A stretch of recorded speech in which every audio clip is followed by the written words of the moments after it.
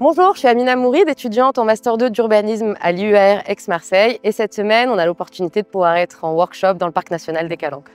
Donc ce workshop, en fait, c'est une réponse à une commande du Parc national qui nous propose et nous offre l'opportunité de les accompagner sur les réflexions autour de l'entrée de parc qui se situe sur le campus de Lumini. Donc c'est une question d'actualité pour le parc et plus généralement pour les villes touristiques et pour un ensemble d'espaces naturels emblématiques.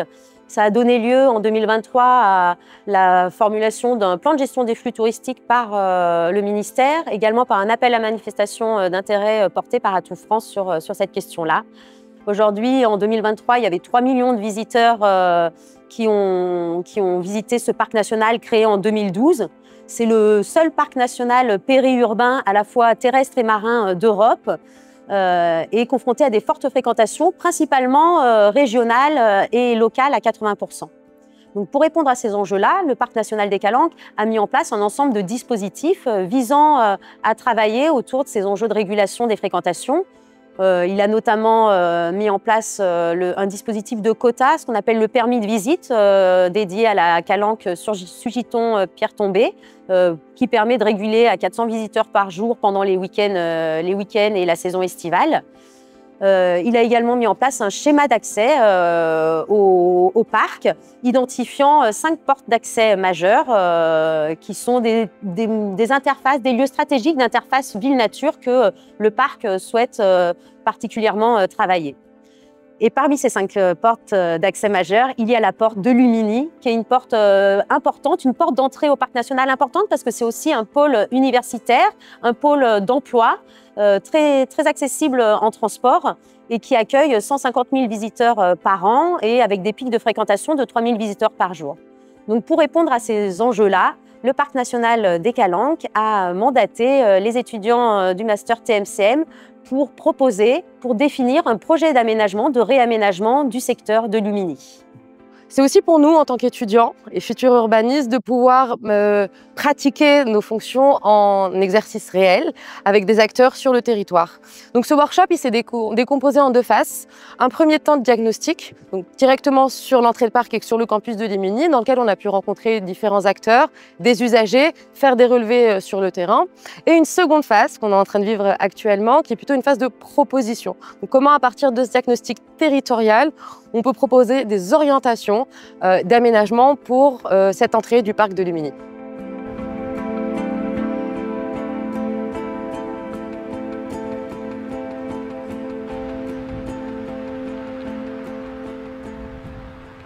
Moi, je suis Jérémy Boisseau, je suis responsable du secteur Monts et Vallons de Marseille au Parc national des Calanques. J'encadre une équipe de 6 personnes, des gardes moniteurs, qui sont les agents de terrain permanents du Parc national. Ça fait 10 ans maintenant que je travaille au Parc national des Calanques, 15 ans dans la préservation des espaces naturels. Et en fait, une de nos tâches à nous, c'est d'accueillir les gens et c'est de discuter avec eux et d'arriver à comprendre et essayer de savoir ce qui les amène ici pour qu'on puisse leur parler et qu'ils puissent comprendre ce qu'on leur dit. Parce que s'il y a bien une chose ce dont je me suis rendu compte sur les 10 dernières années, c'est qu'en fait, j'ai pas raison. Et en fait, les gens qui travaillent dans la préservation de l'espace naturel n'ont pas raison. Je m'explique. Nous, on a la connaissance du terrain, on a le savoir théorique et pratique du terrain. Mais pour autant, nos exemples et ce qu'on a à raconter n'est pas forcément plus légitime que le vécu des gens qu'on a en face de nous. On a tous des origines géographiques, socio-économiques, culturelles qui sont différentes. Et en fait, ce vécu-là, mon vécu à moi en tant que professionnel, n'est pas plus important et plus légitime que ce qu'ils ont à raconter. Souvent, on a tendance à stigmatiser, à dire qu'une partie des visiteurs qu'on a n'est pas acculturée ou n'est pas respectueux d'un espace naturel protégé ou d'un espace naturel. Mais en fait, c'est normal puisqu'ils n'y ont jamais été. Souvent, je fais l'analogie avec quand j'ai commencé à randonner, quand j'avais 15 ou 16 ans. Moi aussi, je fumais des clopes en forêt. Et il a fallu qu'on me le dise et que j'apprenne pour arriver aujourd'hui au niveau de connaissance et de préservation des milieux dans lequel je suis. Et ça, tout le monde peut le faire. Et c'est pas parce que ces gens-là, une partie du public aujourd'hui, n'a pas cette connaissance-là qu'ils sont malvenus ou qu'ils n'ont pas le droit de venir. Au contraire, je veux dire, aujourd'hui, tout le monde a le droit à l'accès à la nature. C'est un des principes fondamentaux du Code de l'environnement en France, c'est l'accès à la nature. De cette base-là, tout le monde est bienvenu. On se doit d'accueillir tout le monde. Alors, il y a des gens avec qui c'est plus facile que d'autres, qui connaissent déjà ce qu'on va leur raconter ou qui sont sensibles. Et avec les autres, il faut inventer. en fait. Il faut trouver le vocabulaire commun. Et ça passe par des notions d'hospitalité, en disant aux gens qu'ils sont les bienvenus, qu'ils ont le droit d'être là.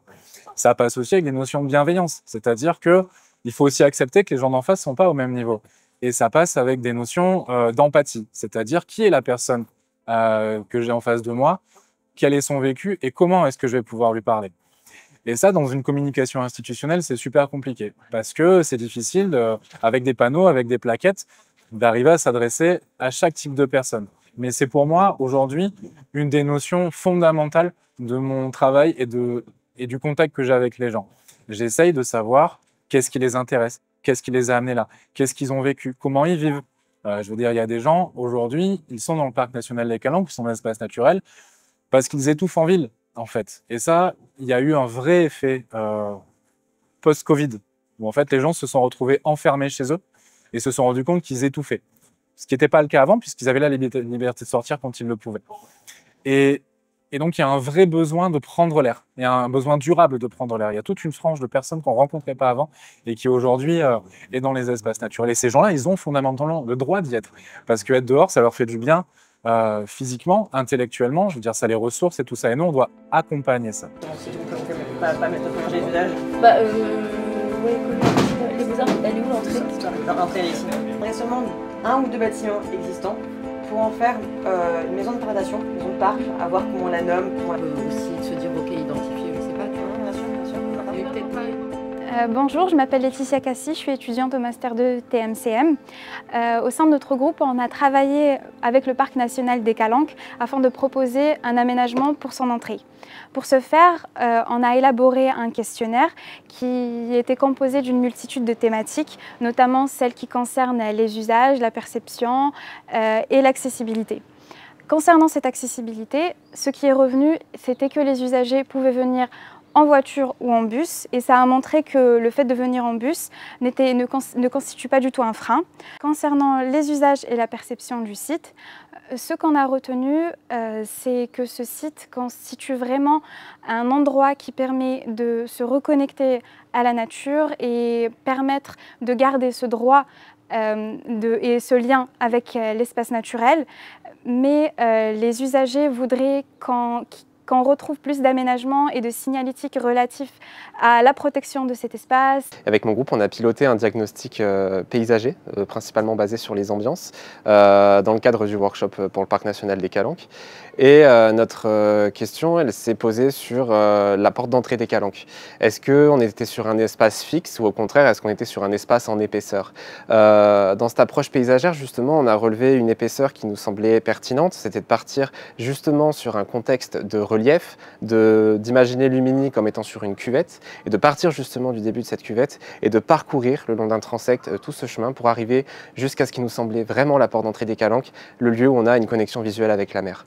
Dans ce sens, on a étudié justement un schéma en séquence, avec des séquences à chaque fois qui sont façonnées en fonction à la fois d'un côté l'aspect naturel du paysage, la végétation, la formation rocheuse, les ambiances, et de l'autre l'anthropisation, que ce soit le bâti, les aménagements, les équipements, les revêtements de sol. Tout ça, ça nous a conduit à créer 8 séquences différentes qui sont distinctes les unes des autres et qui nous invitent justement à rentrer après dans le projet et à aller dans la finesse du détail qui compose le paysage du Parc national des Calanques.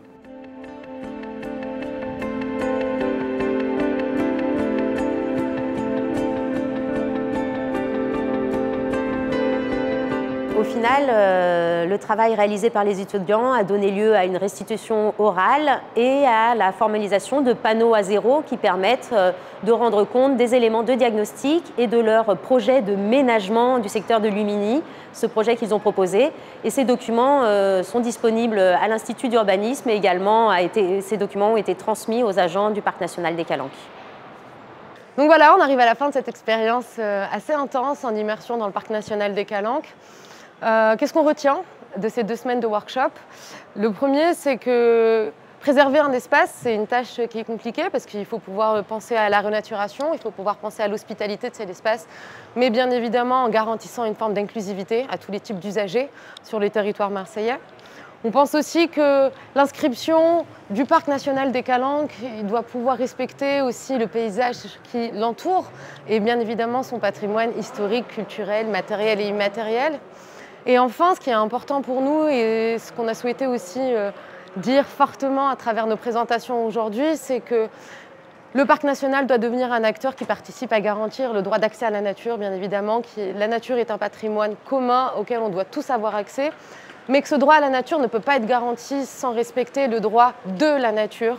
Le droit de la nature à exister, à se développer et à se développer pour les générations futures.